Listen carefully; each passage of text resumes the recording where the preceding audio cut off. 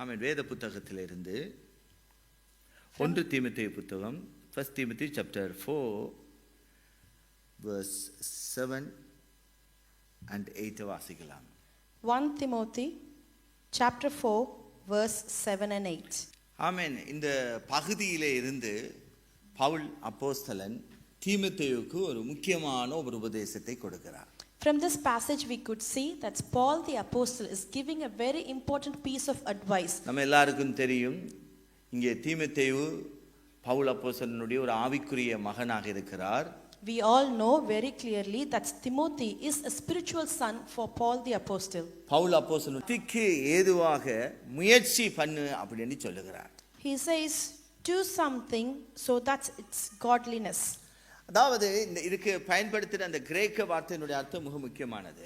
The Greek word that is used for this particular word is very நமக்கு important. தமிழ்ல வந்து தேவ பக்திக்கு ஏதுவாக முயற்சி பண்ணு என்று சொல்லப்படுகிறது. In the Tamil translation it says just do something of to understand this. When Paul the apostle writes this to Timothy has been brought up in faith from birth onwards. பாட்டிக்குள்ள இருந்த விசுவாசம் அவங்க அம்மாவுக்குள்ள வருது, அம்மாவுக்குள்ள இருந்த விசுவாசம் இங்க மகனுக்குள்ள வருது. So the faith the grandmother had has been passed on to the mother, and from the mother has been passed on to the son. நிச்சயமாக நமக்கு தெரியும் அவர் பக்தி உள்ளவராக தான் வளர்ந்திருக்கிறார். We definitely for sure can able to say that he was very very faithful and pious. இப்போ பக்தி உள்ள ஒரு சந்ததியில வந்திருந்தாலும் பக்தி உள்ளவராக அவர் இருந்தாலும் இங்கே என்ன செய்கிறார் என்று சொன்னால் இன்னும் முயற்சி பண்ணு அப்படின்னு சொல்லுகிறார். Though he was from the pious generation and he is also been pious, but still what Paul writes here is like try more. இங்கதான் நாம சத்தியத்தை புரிந்து கொள்ள வேண்டும். And this is where that we need to understand the truth. ஆமென். நாம ஒவ்வொருடைய வாழ்க்கையிலும் நாம என்ன நினைச்சிர கூடாதுன்னு சொன்னால் நான் ஒரு லெவல்ல இருக்கிறேன் என்ற நினைவோட இருந்திர கூடாது. So in each and every one of our life what we need to understand is we should not just think that we are in the right level. நம்மை விட அதிகமாக பவுல் அப்போஸ்தலனிடத்துல நிச்சயமாக எப்படி ஜெபஜீவியம் இருந்தோ அதே போல தான் தீமோத்தேயுவினிடத்துல இருந்திருக்கும். In the same way that Paul had got the spiritual life, exactly the same way Timothy had the same spiritual life too. என்ன சொன்னா எல்லாமே தீமோத்தேயு பவுலை பார்த்து கற்றுக்கொண்டவர். Because Timothy have learned everything from Paul. அதே போல அவரிடத்துல வேத அறிவும் இருந்திருக்கும். Even he has been very literate in terms of scriptures. ஆனாலும் இங்கே நாம பார்க்கிறோம் அவர் தொடர்ச்சியாக சொல்லுகிறார் இன்னும் முயற்சி பண்ணு. But still we see it here Paul writes இன்னும் உன்னை பயிற்றுவி, train yourself, இன்னும் பழக்குவி, practice yourself. சோ அப்படியாக சொல்லுகிறார். So that's how Paul writes it here. இந்த நேரத்துல நாம ஒரு காரியத்தை நல்லா புரிந்து கொள்ள வேண்டும். At this point we need to understand one thing very clearly. இந்த தீமோத்தேயுக்கு எழுதுற சத்தியம் நமக்கு சேர்த்து தான் எழுதப்பட்டிருக்கிறது. The truth that has been written to Timothy is for us as well. நம்முடைய ஆவிக்குரிய நிலையில நாம் எந்த அளவுக்கு இன்னும் பயிற்றுவிக்கப்பட்டு கொண்டிருக்கிறோம், இன்னும் பழக்குவிக்கிறோம், இன்னும் முயற்சி பண்ணி கொண்டிருக்கிறோம் என்பதை பார்க்க வேண்டும். We just need to analyze in our spiritual life how much are we practicing ourselves or taking effort to train ourselves. இன்றைக்கு நிறைய காரியங்களை நம்முடைய தனிப்பட்ட சில இம்மைக்குரிய காரியத்துல நமக்கு நிறைய பயிற்சிகள் பழக்குவிக்கிறதுகள் நம்மகிட்ட இருக்கு. For this worldly thing we will just take so much of practice and so much of training. விக்காம என்ன செய்ய முடியாது, 20 மைல்ஸ் நடக்க முடியாது. Without a training and practice we cannot walk for 20 miles. அதுல சக்சஸா இருக்கலாம்.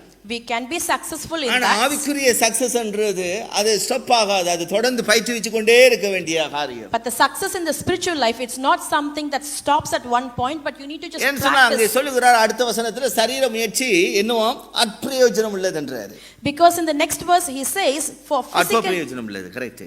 For he says the physical training is of some value. அதாவது நாம வந்துட்டு உலக காரியங்களுக்காக நிறைய காரியங்கள்ல நாம என்ன செய்றோம், ஃபோக்கஸ் பண்ணி என்ன செய்றோம், அதுல பயிற்சி பண்றோம். So what we do for many of the earthly things we just focus on that and we practice it. அது படிப்பாக இருக்கலாம் அல்லது நம்மளுடைய உடம்பை மெயின்டெனன்ஸ் பண்றதாக இருக்கலாம், எத்தனையோ காரியங்கள் என்ன செய்றோம், அதுக்கு டைம் கொடுத்து என்ன செய்றோம், ஸ்பெண்ட் பண்றோம். Whether it is education or fitness we put loads of time in it and just practice and train for it.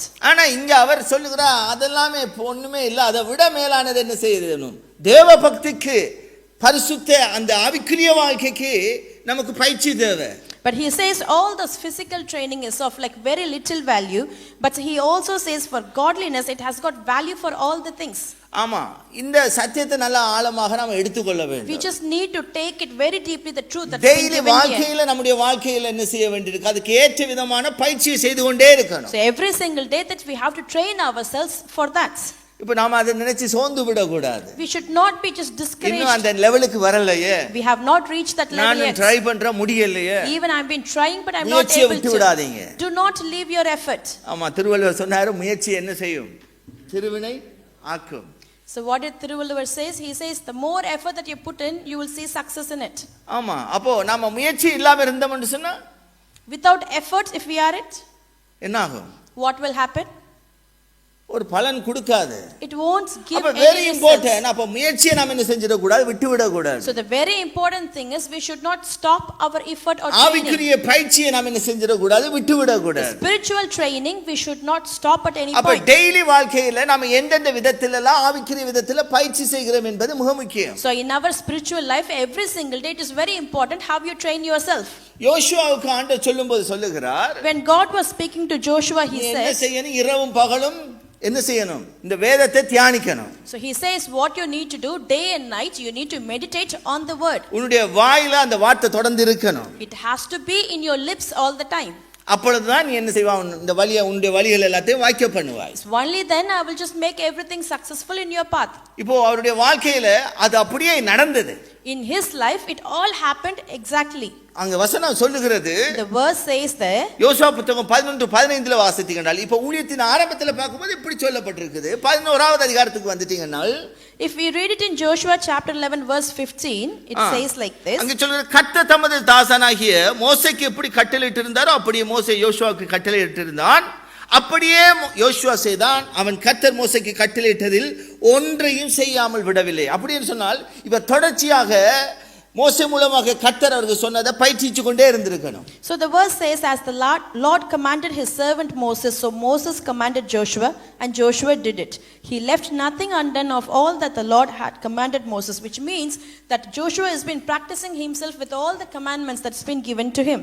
அப்ப விடாமுயற்சியோடு கூட தொடர்ந்து நம்ம பயிற்சி செய்யும் போது நிச்சயமாக அது பலன் கொடுக்காம போகாது. So when you continuously train yourself, definitely it will yield its result. இப்போ பவுல் அப்போஸ்தலனுடைய இந்த உபதேசத்தை பார்க்கும் பொழுது இந்த வாழ்க்கை பவுல் அப்போஸ்தலனுடைய வாழ்க்கையில இருந்ததா என்றது நம்ம பார்க்க வேண்டும். So when we see the advice that has been given by Paul the apostles, we just need to see whether it happened in his life or not. நிச்சயமாக வேதம் நமக்கு தெளிவாய் காட்டுகிறது பவுல் அப்போஸ்தலனுடைய அவருடைய ஆவிக்குரிய வாழ்க்கைக்கு எப்படி முக்கியத்துவம் கொடுத்து வாழ்ந்தார் என்பதை. The scripture has very clearly shows us how importance Paul has given for his spiritual life. கிறிஸ்தவத்துக்கு எதிராக இருந்த அந்த மனுஷன் ஒரே நாள்ல அவருடைய வாழ்க்கை மாறுது. And he is a man who was against Christianity, and within one day his entire life has changed. Acts புத்தகத்தில் ஆண்டவர் சந்தித்த உடனே முதல் என்ன செய்ய ஆரம்பிக்கிறார், அங்க வசனம் 11 சொல்லுகிறது, அவர் தேவனை தேட தொடங்கினார், அவன் ஜெபம் பண்ணி கொண்டிருக்கிறான் என்று எழுதப்பட்டிருக்கு. In the book of Acts it says the moment the Lord seen him or intervened with him, immediately he started to seek for God. பார்த்ததில இருந்தே அவன் ஃபாஸ்டிங் இருக்க ஆரம்பிக்கிறான். The moment he see the Lord, from that day onwards he is fasting. இப்போ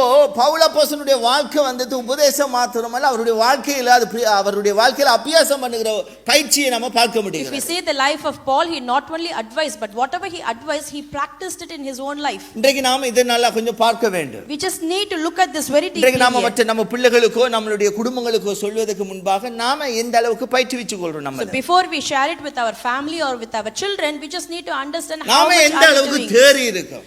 How much have we matured? ஒருவர் சொல்ல முடியாது நான் தேறி விட்டேன் என்று சொல்ல முடியாது. Nobody will be able to say that I have matured already. ஆண்டவருடைய வருகை மட்டும் நமக்கு தேறுதல் என்பது இருந்து கொண்டு தான் இருக்க போகுது. Until his coming, that we have to improve and to. ஆனா உங்களுடைய வளர்ச்சி என்பதை மற்றவங்க பார்க்கிற அளவுக்கு உங்களுடைய மெச்சூரிட்டி என்றது வளர்ந்து கொண்டே இருக்க வேண்டும். But your growth has to be seen by others, and your maturity has to be seen by others too.